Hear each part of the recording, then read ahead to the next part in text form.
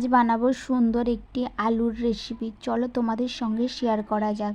প্রথমে একটি মিক্সিং বলে দুটি আলু সিদ্ধ করে গ্রেটারের সাহায্যে গ্রেট করে নিয়েছি। তারপর 1 চামচ লবণ, 1 চামচ শুকনো ঝালের গুঁড়ো, 1 চামচ গরম মশলা, 1 চামচ কাঁচা লঙ্কা কুচি, 1 চামচ ঝালের গুঁড়ো দিয়ে ভালো করে মাখিয়ে নেব।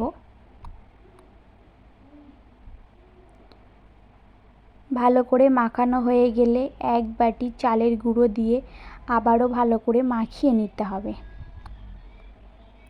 তারপর হাতের সাহায্যে ভালো করে গোল করে নেব। গোল করে একটি শেপ দিয়ে দেব।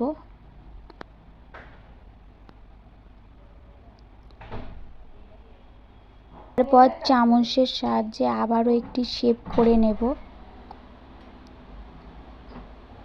নিয়ে সবগুলি প্লেটে একইভাবে সাজিয়ে নেব। তারপর চুলায় একটি প্যান বসিয়ে পরিমাণ মতো তেল দিয়ে দেব।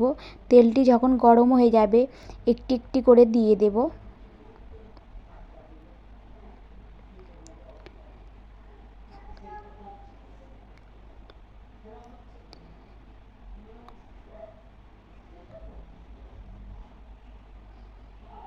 দশ মিনিট পরে যখন দেখব ব্রাউন কালার হয়ে গিয়েছে তখন একটি একটি করে প্লেটে তুলে নেব।